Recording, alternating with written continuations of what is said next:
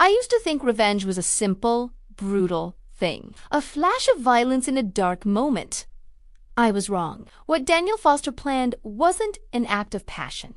It was a blueprint, a decade-long construction project, with my friend James Carter as the unwilling foundation. He didn't just want to hurt him, he wanted to erase him, to dismantle a life piece by piece and leave only a hollow shell where a man used to be. And the most terrifying part, he used the law to do it. My name is Sarah Mitchell, and for years, I watched my friend James Carter live a life that felt charmed. We'd all been students together at Brookhaven University, me, James, and Daniel Foster. James was the charismatic one, the big ideas guy. Daniel was the quiet genius, the one who could translate those ideas into intricate, beautiful designs. They were a perfect partnership, or so we thought. After graduation, they founded Carter and Foster Architects.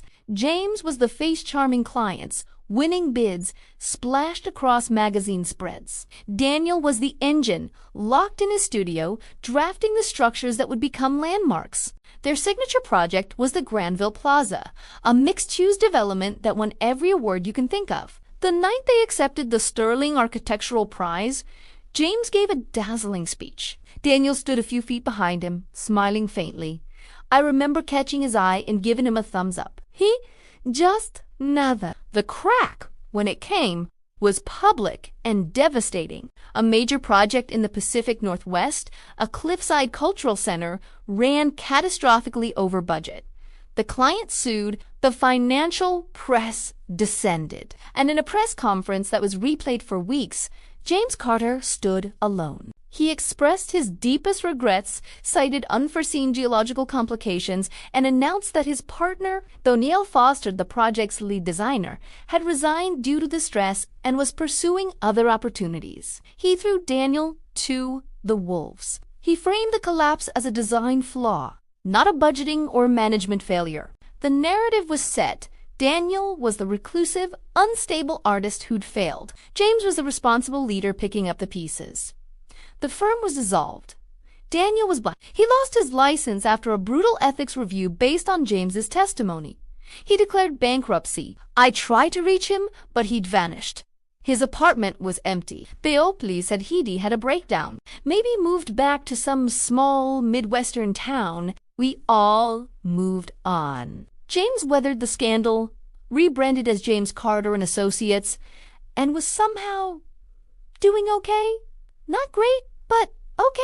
Then, about 8 years later, I got a call from Daniel. His voice was calm, flat. He asked to meet at a diner outside the city.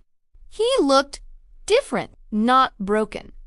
Sharper, coldly focused. We made small talk, and then he said it, so quietly I almost missed it. He took my life, Sarah. So I'm going to take every last piece of it.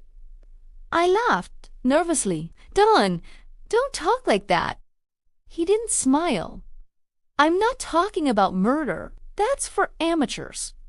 I'm talking about justice, the kind you have to build. He slid a manila folder across the table. I've been planning for a long time. I didn't open the folder. A chill went through me. This wasn't the grief-stricken friend I remembered. This was an architect surveying a new site. What's in the plan, Daniel? I asked. He looked out the window. Phase 1 is almost complete. He just isn't know it yet. Phase 1, I later learned, was financial strangulation. Daniel hadn't been idle. Using a network of anonymous LLCs, he had been quietly buying up the debt on James's current projects. He had studied James's new business with forensic detail, identifying every point of financial vulnerability. Then, over a period of 18 months, he began to pull the levers. Loans were called in unexpectedly. Key investors received anonymous, meticulously researched dossiers highlighting risks in James's ventures. A major client pulled out of a flagship project after receiving certified reports. Authored by a respected, independent firm, Daniel had secretly commissioned that questioned the site's viability. James was confused at first, then panicked. He'd tell me over drinks. his hands shaking. It's like the universe is aligning against me.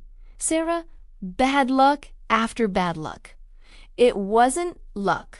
It was a calculated demolition. Phase 2 was social and professional ruin. Daniel created a series of online personas: a disgruntled former employee, a concerned community planner, an architectural historian. He began a campaign of subtle defamation.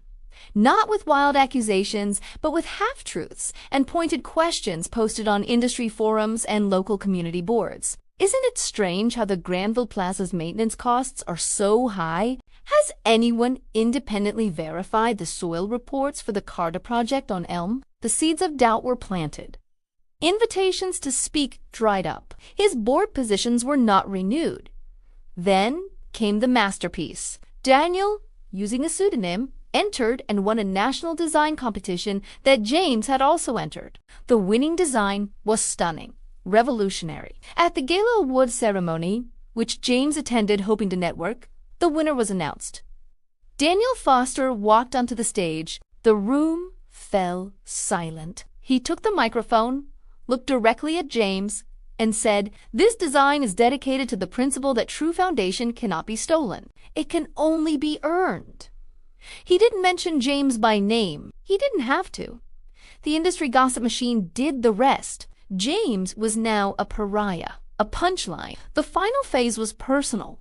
Daniel had hired a discreet investigator years prior. He learned everything. James's infidelities, his secret gambling habit, his strained relationship with his adult children. Daniel didn't expose these things publicly. That would have been crude. Instead, he orchestrated their discovery in the most damaging, intimate ways. An anonymous tip to James's wife led her to a safety deposit box he kept. Financial records sent to his daughter revealed he'd borrowed against her college fund. Each revelation was perfectly timed to maximize emotional devastation, arriving when James was at his most vulnerable. I confronted Daniel. I found him in a modest but bright studio, working on a public library design. "You've won," I said. "He's finished. His firm is bankrupt. His wife left him. His kids won't speak to him. What more is there?" He put down his pencil. "There's the silence, Sarah. The empty space where his life used to be. He needs to live in that silence every day, to walk through the ruins of what he built on top of me. That's the final structure.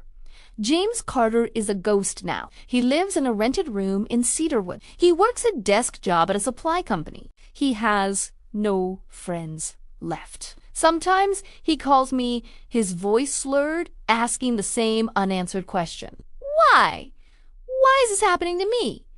I never told him. Daniel made me promise not to, a promise secured with the implicit threat that my own career, which he had subtly helped over the years, could be just as meticulously unraveled.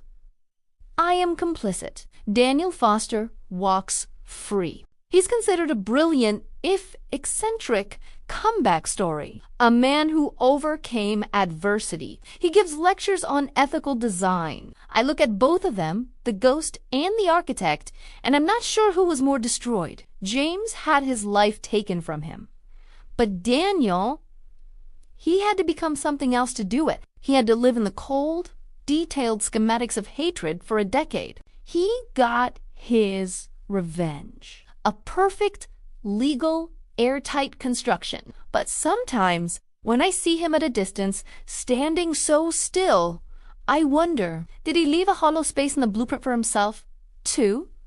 A chamber where the man he used to be is just gone? No definitive conclusion was ever reached in my mind. Only the haunting certainty that his requital was complete and absolute, and it cost him his soul to build it.